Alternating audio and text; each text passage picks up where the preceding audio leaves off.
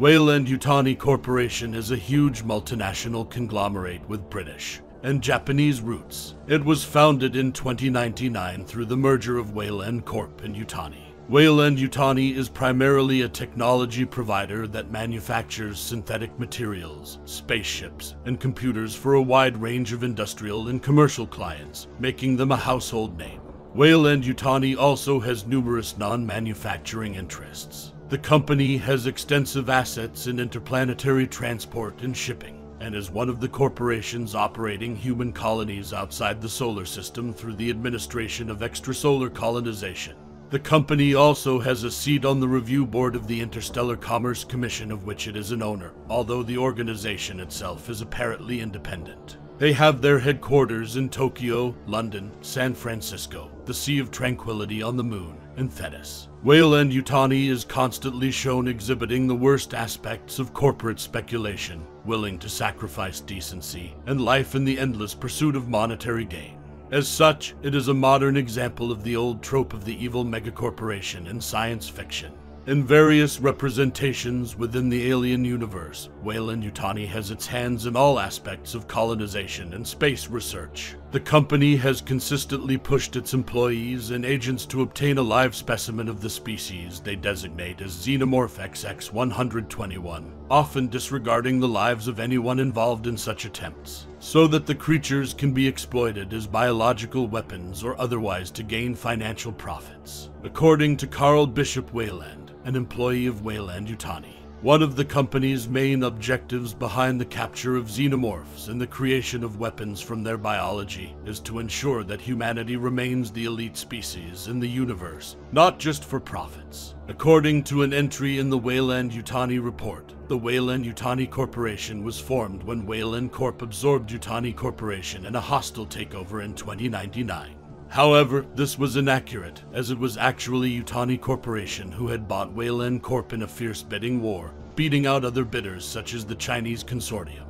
After the merger, Weyland-Yutani opened with the largest stock value ever recorded on the stock market. The company would go on to buy many other companies, investing in nearly every sector, and had a majority stake in a large number of diverse corporations. According to some, Weyland-Yutani owned practically everything in the 2150s. Many wholly or partially owned companies by Weyland-Yutani continued to operate under their own brand, such as Kellen Mining Company. Other stories of the company's origins have been given in other media, although they have largely disappeared due to the production of Prometheus. Nevertheless, prominent references to Weyland-Yutani include: in the video game Predator Concrete Jungle, an unnamed company run by a man identified only as Weyland buys out its commercial rival Borgia Industries in 2030, thus obtaining the rights to its advanced weaponry, which was actually stolen Yacha technology. The same scene also features several agents of Yutani Corporation congratulating Weyland on his achievements. In Alien vs. Predator, it is shown that Charles Bishop Weyland is the founder of Weyland Industries and leads an expedition to Antarctica that discovers the relationship between the Predators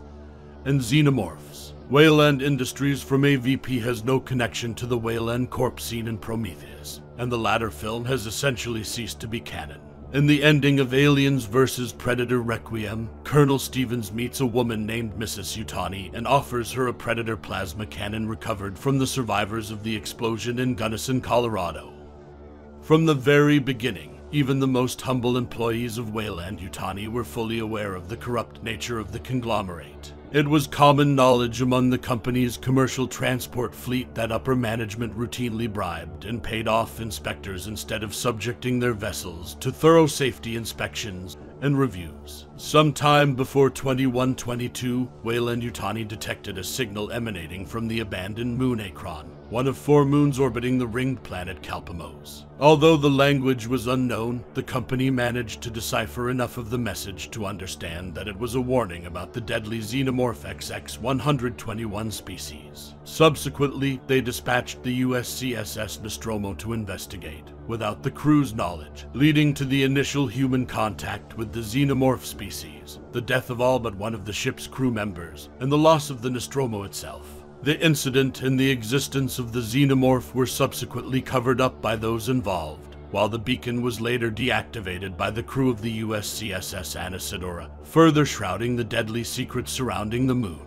In 2137, Weyland-Yutani became heavily involved in the colonization of extrasolar planets, including the terraformation of inhospitable bodies by constructing atmosphere processing plants. Throughout its history, the company built and managed numerous colonies across the galaxy, including Hadley's Hope, ironically established on LV-426, the same moon where the Nostromo encountered the deadly xenomorph, and Freya's Prospect on BG-386. Weyland-Yutani also participated in non-civilian colonies, notably overseeing the Class C Work Correctional Unit and the associated Lead Penal Industrial Foundry on Fiorina 161. In November 2137, the company learned of a new incident involving xenomorphs at the Sevastopol station, and swiftly acquired the faulty facility from its competitor Seegson, hoping to obtain samples of the creature once again.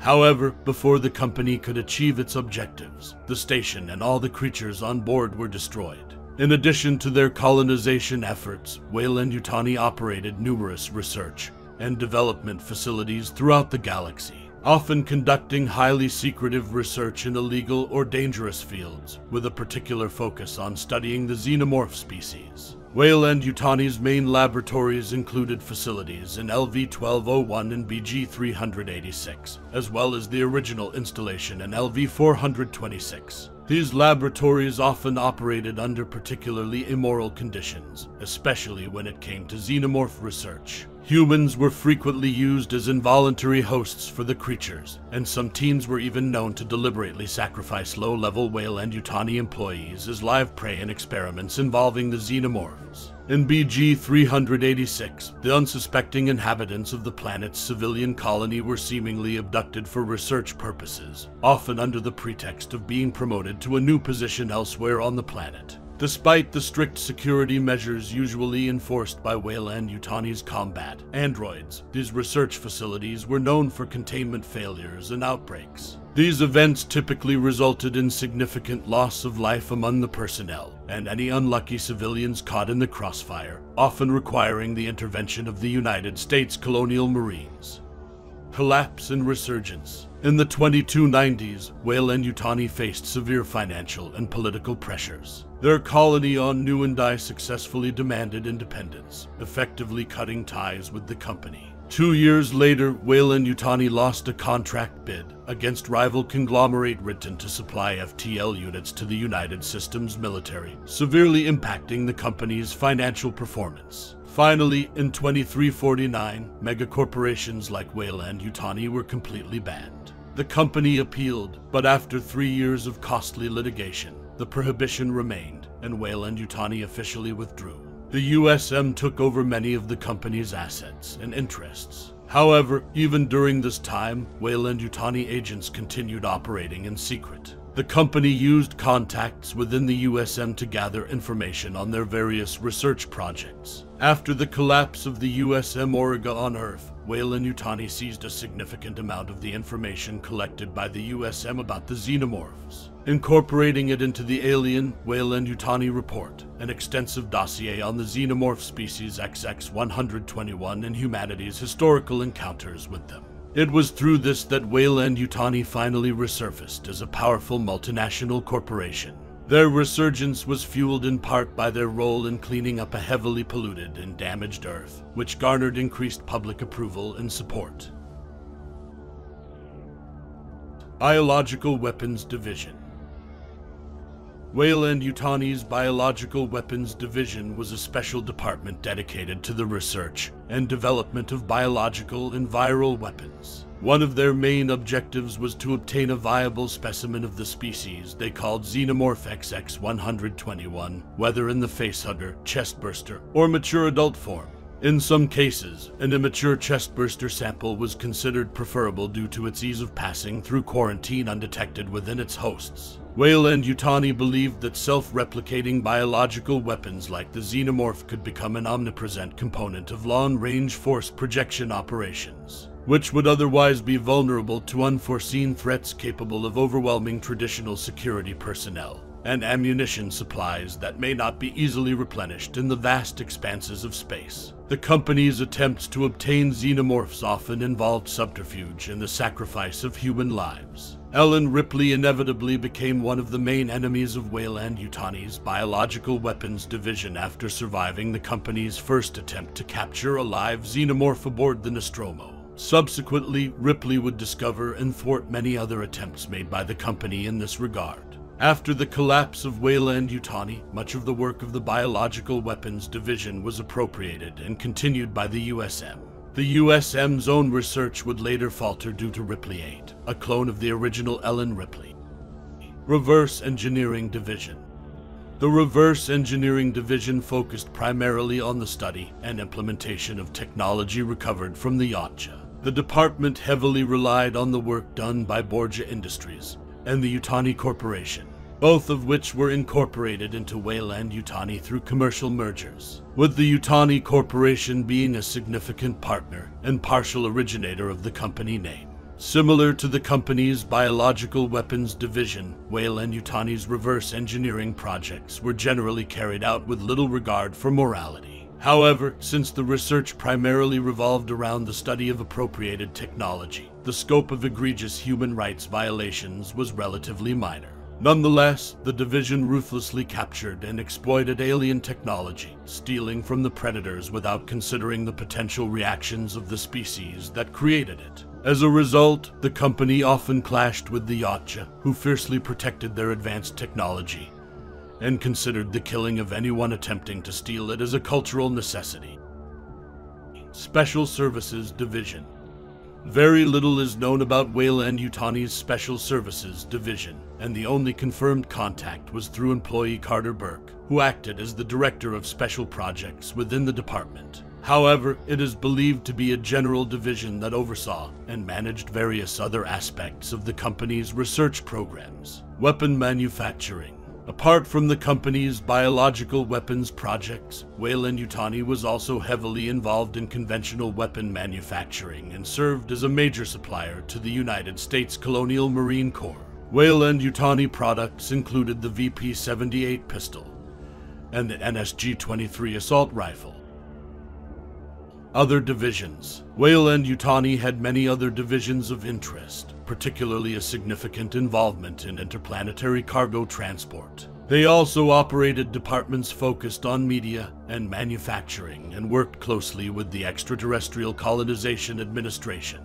Weyland-Yutani's terraforming efforts were often described as benevolent, but they almost always had a hidden agenda or at least a substantial profit margin for the company. Weyland-Yutani also produced Aspen beer in the early 22nd century. Relationship with USCM. Weyland-Yutani owns or controls the United States Colonial Marine Corps.